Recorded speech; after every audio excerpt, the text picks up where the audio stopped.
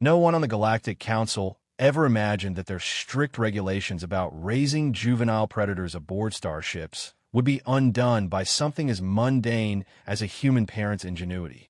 Yet somehow, Earth's representative had slipped past every safeguard without triggering a single alarm.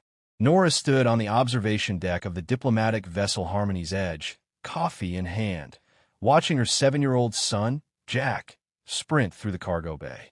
He was gleefully chasing 3 Vrexian cubs, wielding what the aliens firmly believed to be humanity's most terrifying portable weapon. In reality, it was a spray bottle. She'd bought it for 2 credits at a station market to Mr. Fern. Ambassador Chun, Vrexian Commander Thorax, let out a low rumble, his 4 eyes blinking in what Nora had learned was unmistakable alarm.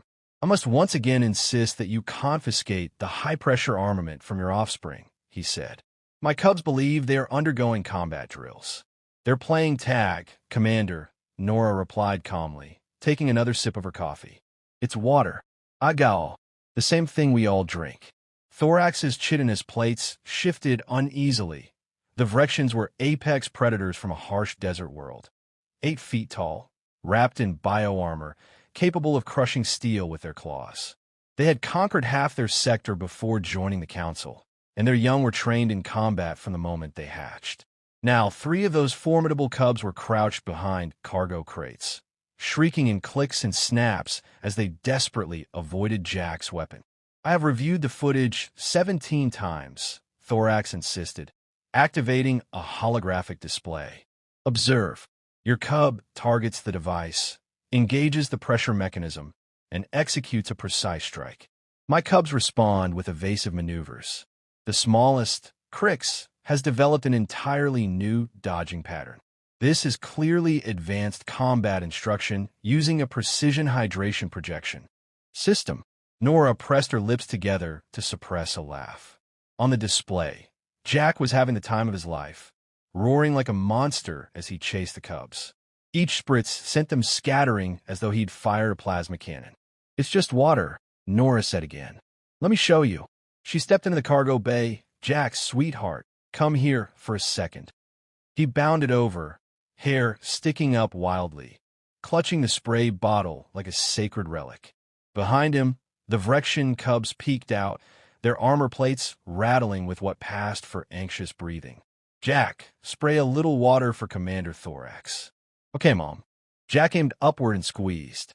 A fine mist arced through the air, sparkling in the light. Thorax recoiled instinctively.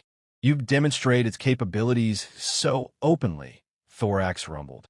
"Such disregard for safety protocols." "Commander," Nora said firmly. "Watch." She held out her hand. Jack sprayed it. Cool droplets pooled in her palm. She raised it to her lips and drank. "See? Harmless." Thorax's eyes widened to their maximum aperture. You consumed the ammunition." "It's not ammunition. It's water. We need it to live." Behind them, the cubs crept closer. Thorax's daughter, Vexra, clicked a question. "She asks," Thorax translated slowly, "if humans are so powerful that they train their young using their own life essence as a weapon." Nora pinched the bridge of her nose. First contact was always messy. Parenting during first contact was something else entirely. "No," she sighed. "On Earth, we use spray bottles to train cats. Small predators. They don't like getting wet. You use your life essence to dominate other predator species." Thorax's mandibles clicked in disbelief. "And you give this technology to your cubs?" "It's really not that serious," Nora said. But Thorax was no longer listening. He stared at Jack with something dangerously close to reverence. "The human cub is 7 cycles old. You said 7 years. My daughter is 12 cycles, trained since hatching, and yet she fears his weapon."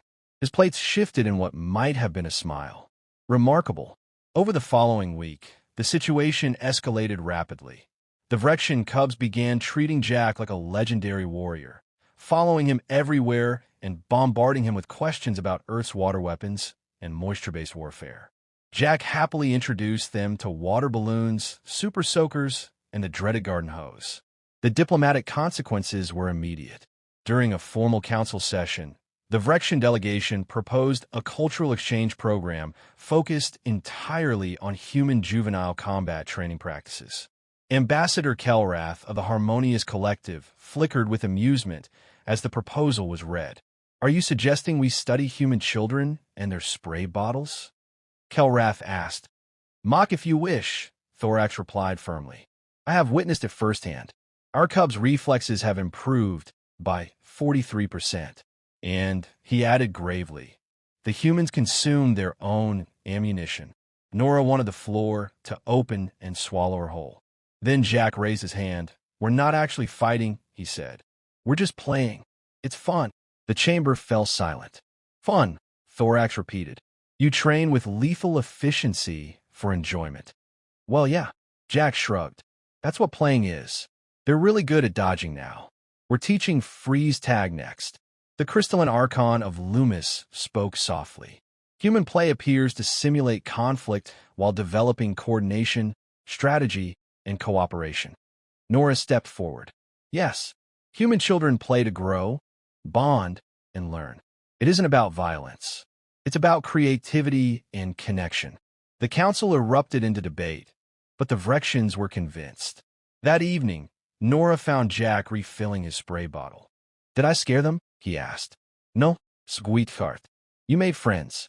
They just didn't know how to play yet." Jack grinned. "Tomorrow, I'll show them water guns. The backpack ones." Nora laughed. "Just aim away from the control panels." As she watched her son return to the cargo bay, 3 young Vrexians waiting eagerly, Nora reflected on the irony. Humanity hadn't earned its place on the Galactic Council through superior weapons or overwhelming force, but through adaptability, stubborn optimism, and apparently spray bottles. Sometimes the most powerful weapon wasn't a gun at all. It was the ability to turn even first contact with apex predators into playtime.